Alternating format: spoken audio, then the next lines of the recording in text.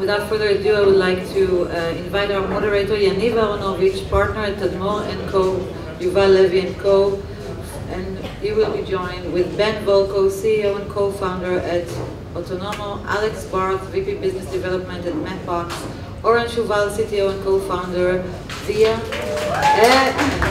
and they will be talking to us about data is the new mobility oil.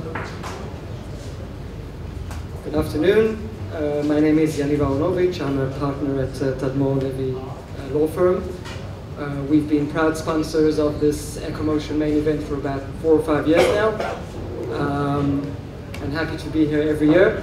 I just met Ofer Binun from Argus behind the curtain there, and I reminded him that last year he was on my panel on cybersecurity, and everyone knows where they are today. So hopefully my panelists too will exit for hundreds of millions of dollars after this panel. Our topic this afternoon is big data. Big data has taken over the auto industry, and it's changing it in a way we haven't seen before. From infotainment to navigation, fleet management, remote diagnostics, collision, notification, safety, insurance, and what have you. This is a game changer for the automotive industry. Big data collected from vehicles as well as from other sources is generating insights and is leveraged to transform the automotive industry. Various studies predict that by the year 2020 or 2021, the industry will be around 200 billion, will be generating about $200 billion annually. So in this panel, we will try briefly to touch on a few areas and try to make sense of where all of this is going. And I would like to invite the panelists on stage. Alex Barth, who is VP Business Development at Mapbox. Alex has been with Mapbox since its early days, starting off as an engineer in a garage in Washington, DC. He is today in charge of launching Mapbox's global mapping operations and driving its growth in automotive and mobility. And I asked each of the panelists to provide me with a fun fact. Alex's fun fact was that he flew in from San Francisco last night and is flying back tonight. So I don't know if that's fun, but it's definitely a fact. So thank you for being with us. He's come especially. Ben Volkow, CEO and co-founder of Otonomo. Ben is a serial entrepreneur. He founded Oren, which was sold to Orange. Traffics also sold. Co-founded Sedona Networks, and in 2015, I think, founded Otonomo. Yeah.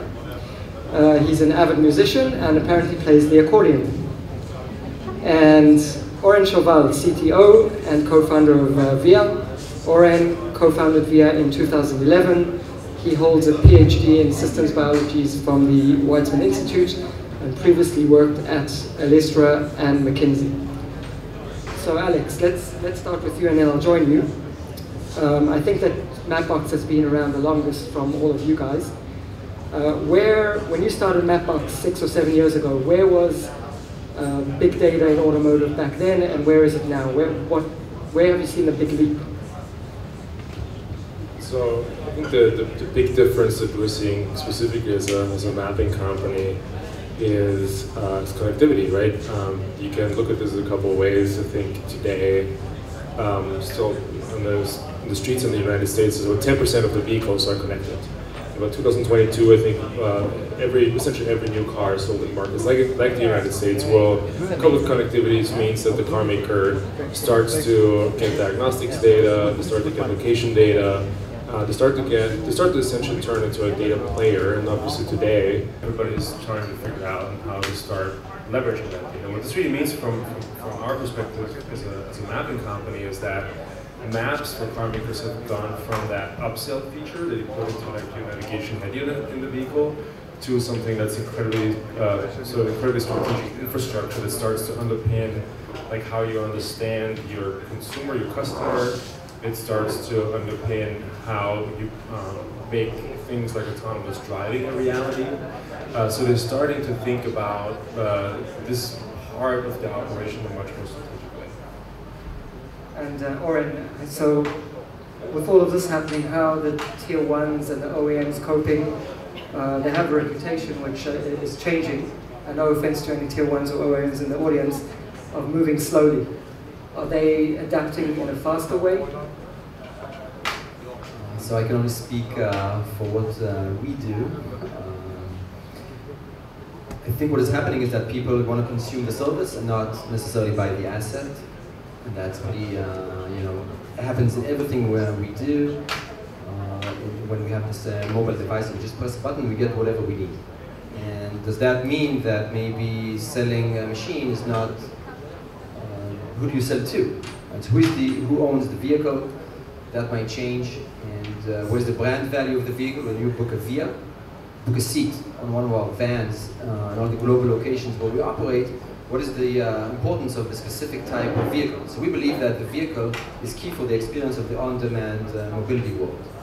And I think OEM, so we have a pretty strong partnership with Daimler, with Mercedes-Benz vans, and I think the right vehicle is key for these services. So I think there's a lot of room to adapt the physical experience of the ride. You're sitting 20 minutes, 30 minutes in a vehicle. What does that look like when you're not driving? What is the right vehicle? What is the right seating arrangement? Do you expect to get more infotainment, for example? Because you're not driving, you can do more stuff. How does that look like? And those are things that I think all the OEMs are starting to explore. And together with companies like FIA, where we actually bring the consumer into those vehicles. And Ben, the regulators and governments, do you see them moving at a faster pace with all this in mind? So it's a very good question. I think that there's a lot of sensitivity around data, and especially maybe around mobility data. And because we all got used that someone is looking what we do on the laptop, or someone is watching what we do on the phone, the car being connected is a new thing. And in many cultures or many countries, the car is a private thing. It's the last frontier. So I think there's a lot of sensitivity around watching or looking into the car data. And I think different countries are handling it differently. They all want to double click and check it more. I think Europe is maybe more strict than the US, and especially always Germany is in the front of Europe. There's also, it's important to say that when you talk about data or car data, not all data is equal. Some data is more sensitive for drivers, some data is more sensitive for the OEMs. So I think the answer is yes, but there's a whole matrix of sensitivity, which depends on the parameters and also on the geographical location. How will you grade the Israeli government on that range? Where is Israel, the Israeli government? I think first we need to have connected cars. We hardly have any connected cars in Israel, and it's all done in the aftermarket. So I think it's too early to say where we are on the matrix. We are not in the game yet. Not in the game, okay.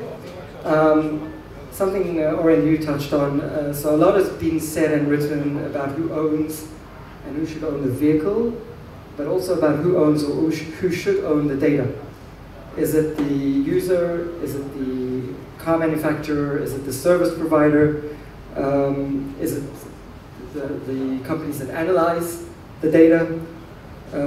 So maybe Alex, if you could touch maybe on a question I'm interested in as a lawyer, is the ownership structure anything investors look at when dealing with automotive companies or service companies? Oh yeah, no, absolutely. And I think it's maybe less about like what are the assets that you own today, the data assets that you own today, but more is like what is your ability to generate a data asset, right? You can probably talk about this a lot as well from the otonomo perspective. We just took on $164 million in funding in October last year, led by SoftBank with the $7 billion vision fund. And what they sort of, what resonated for them, what we're doing, what got them very excited, frankly, was the data flywheel that we built around our map. We're building today a live map that gets better with how our customers are using that map. So when you're using today's Snap, Bosch, Tesla, the weather app, Tableau, everywhere we're embedded in devices that move, and those are about 300 million unique devices that access Mapbox every month now. We learn with that, right? In an anonymous, aggregate, battery-friendly way. We learn with how people are moving in the real world. world, we can't identify individuals, but we see speeds, right? And we see there's a new road, we see there's a road closure, there's a traffic jam, there is like a two-way street, there's a one-way street, and all these kinds of things. And that's a huge amount of data, right? It's 225 million miles of mobile telemetry data per day now. That is essentially like, I think 6x of the waste that Google bought it, right? So this is a certain value of like, you understand the world, how it's changing. And this is incredibly important for a map maker. If you want to build like the most accurate maps in the world, right, they need to also be the most up-to-date maps in the world. So it's been really, that's sort of like an example of like what it has become like very, very real for us. But I think there's something else in there, right? In that story, and that is, what is that data that Mapbox receives and that we work with, and why do we receive that, and why do our customers love that? And it's not that we have like a special deal in place with Snapchat where we pay them money to get that data. Is that it's a part of providing that map. It makes the underlying service that you provide better, and that gives us the access to that source. And it's also not all data, right? So for instance, device IDs, user IDs, these kinds of things that have nothing lost on a map, and they're like, privacy sensitive information. We don't use that, right?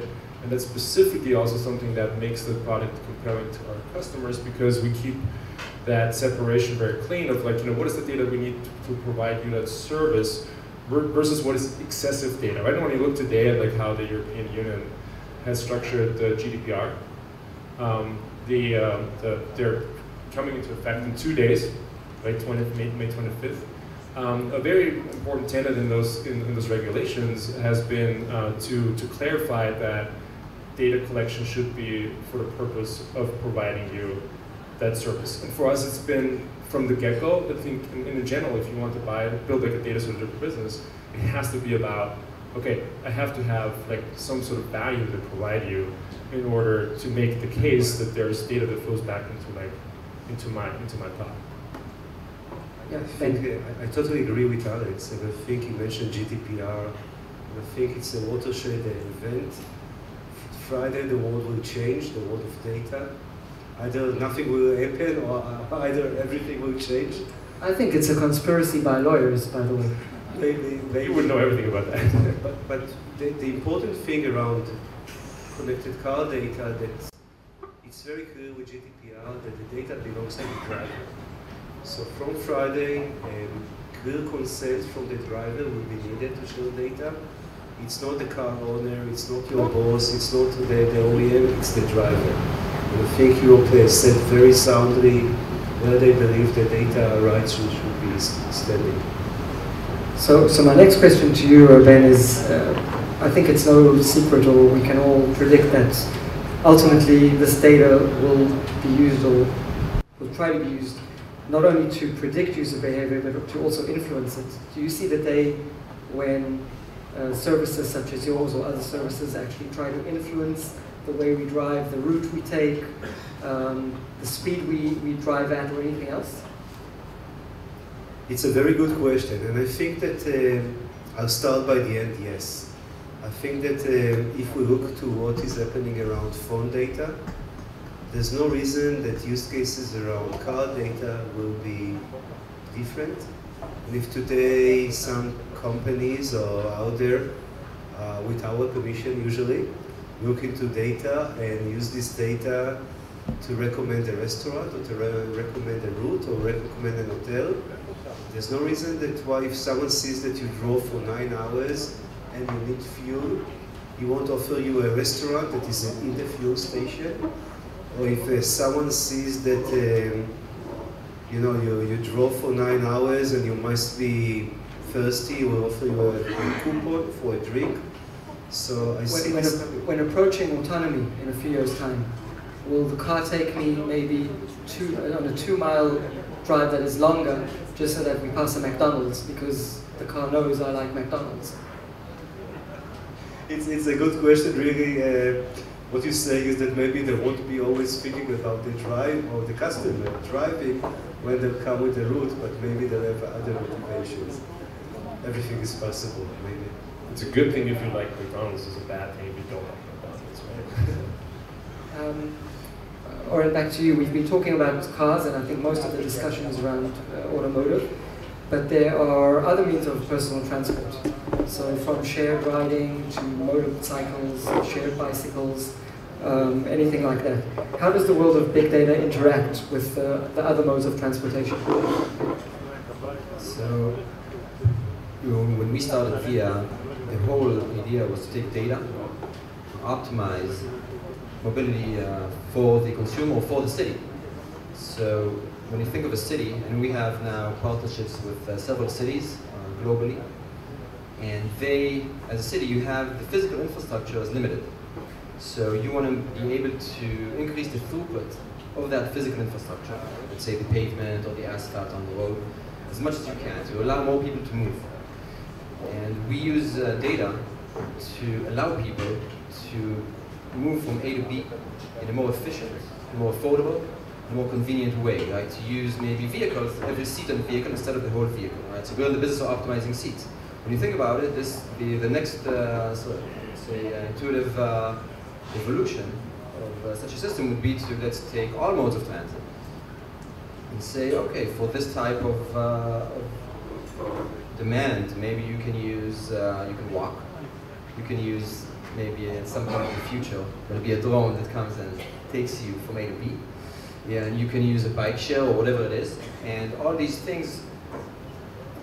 When you say, you talk about optimization and who might affect or influence the routing, maybe it's a commercial and to go to McDonald's or whatever it is, it really depends on who pays for the system and who has is it just a private system or something, everybody's on it and there's no real centrally managed aspect to it.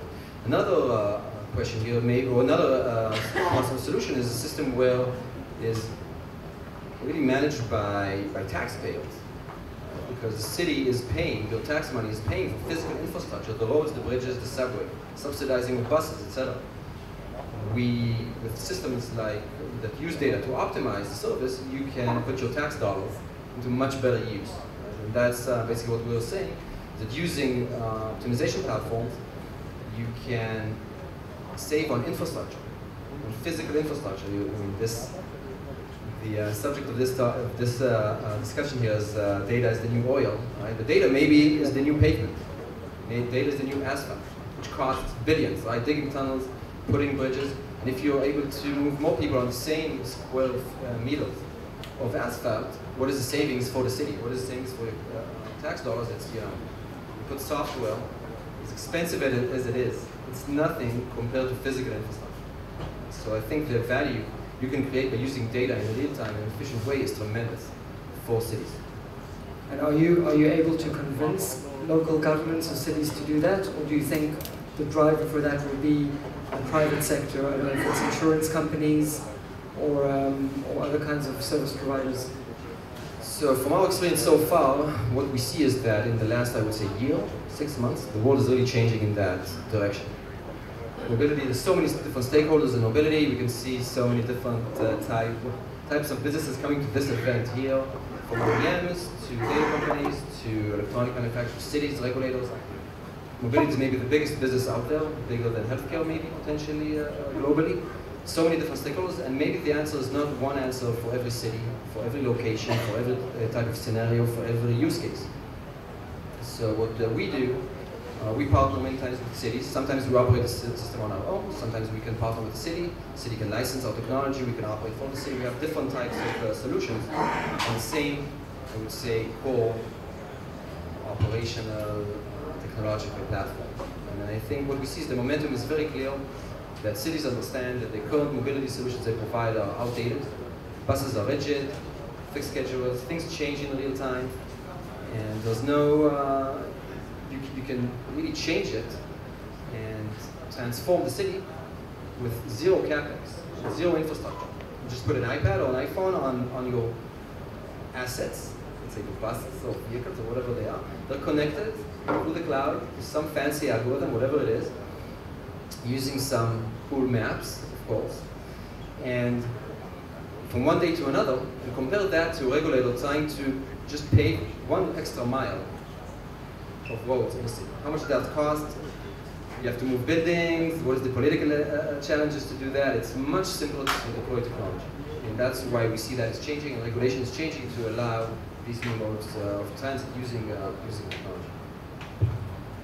We're nearing almost the end of the panel, and I would like each of you to tell us about what you think the most challenging challenge is facing big data and automotive in different aspects. So maybe we'll start with Ben. What do you think is the most challenging aspect on the relationship between the various players in this sector? And I would like also each of you at the end of the question just to tell me where you think your company is going to be in, say, 5 years' time from now. So I think that we live in an ecosystem that car data, there are a couple of players in this picture. There's of course the driver, and there's the car owner, which always not the driver, not always the car owner. There's the OEM, and there's the consumer of the data.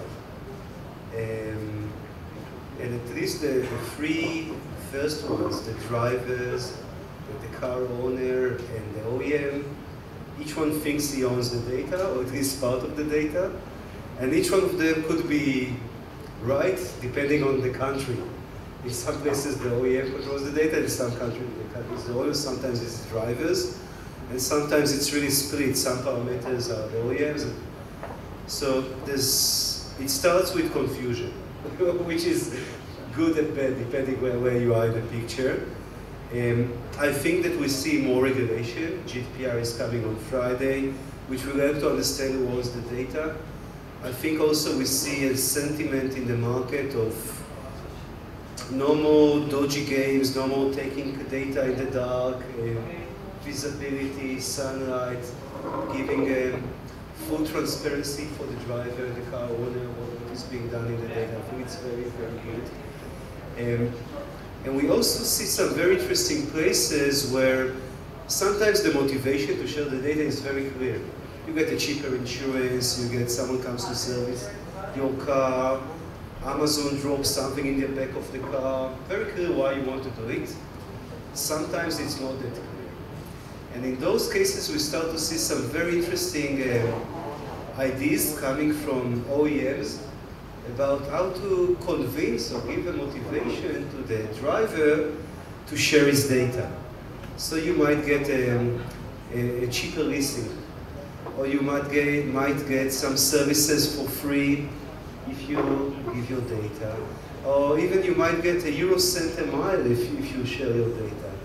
So it's very, very interesting ecosystem. I think it's just starting.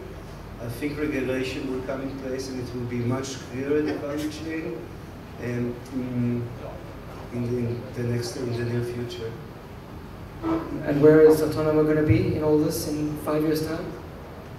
I really think that for otonomo, the sky is the limit. I think that data is a big, big part of the future of mobility and the automotive industry. And we can quote McKinsey, we can quote other, numbers are crazy. And I think that the name of this panel is, data is the new oil, and it's true. But just like real oil, you need to bring it out, you need to make it into fuel, into something that could be used. And I think this is the part that otonomo plays, taking all this data and making it into something actionable, something used, something with real value. Oren, what do you see as the most challenging technological hurdle in the coming year or so? So I think that the challenge of getting so much data in the system and understanding what it means and how to provide better service to your consumers and what does it mean to provide a better service to your consumers, that's quite challenging, right? Because sometimes, when are we happy with the service we get?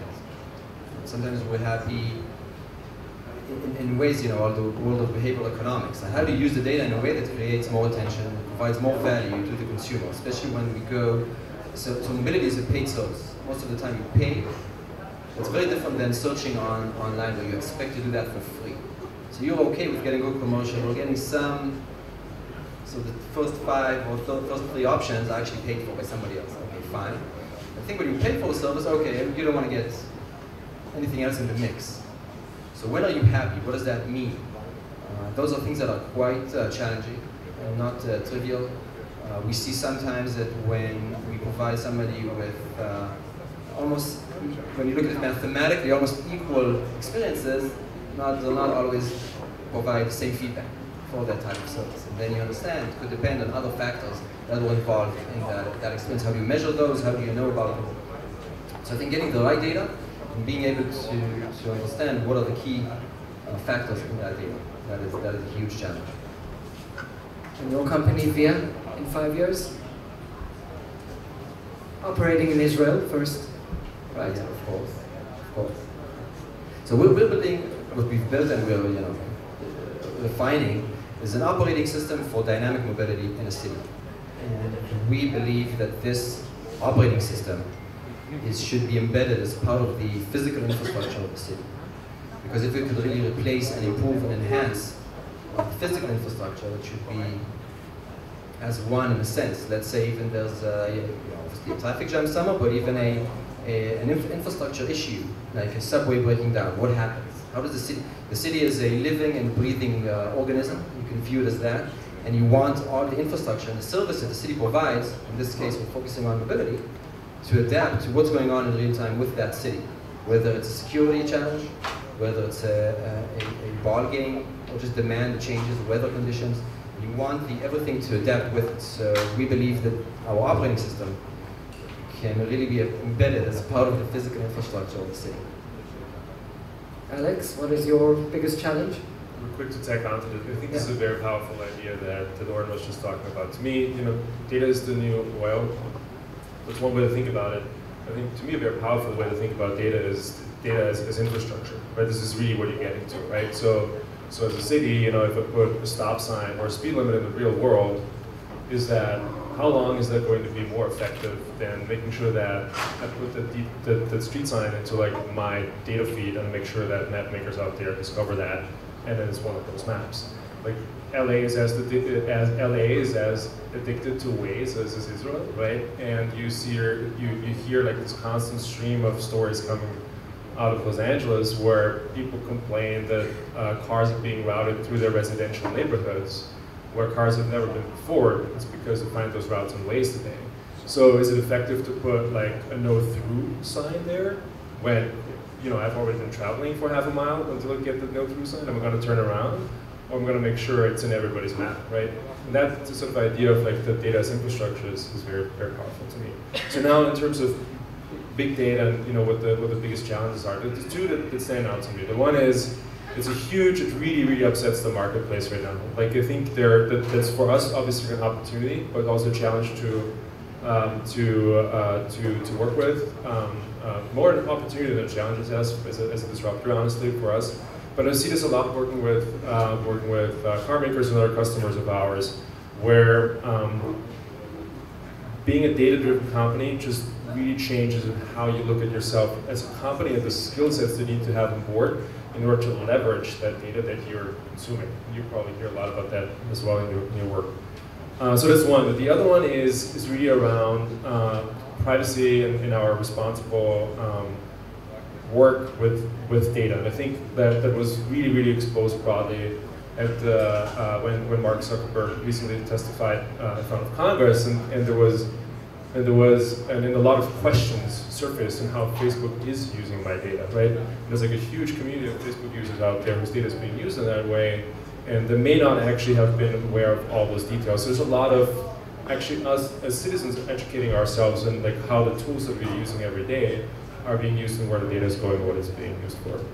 In terms of where I want to see and where I want to go as Mapbox in the next 5 years, I think there's a huge opportunity for really being that underlying fabric that powers everything that moves from A to B, right? So we're looking at folks like Via or Otonomo as potential customers and partners in this, right? And I think there's many, and this is really sort of the future that we want to bring about. I think one really big thing that needs to happen for that, and that's what we're really, really focused on, is really thinking about maps as something that's more like a living and breathing thing, more like a communications layer than a data asset. Well, that concludes our panel. Thank you very much, all of you. We're going to be around if anyone has any questions. I'd like to thank Oren and Ben and Alex for being here. Enjoy the rest of the conference, and we'll see you all next year. Thank you.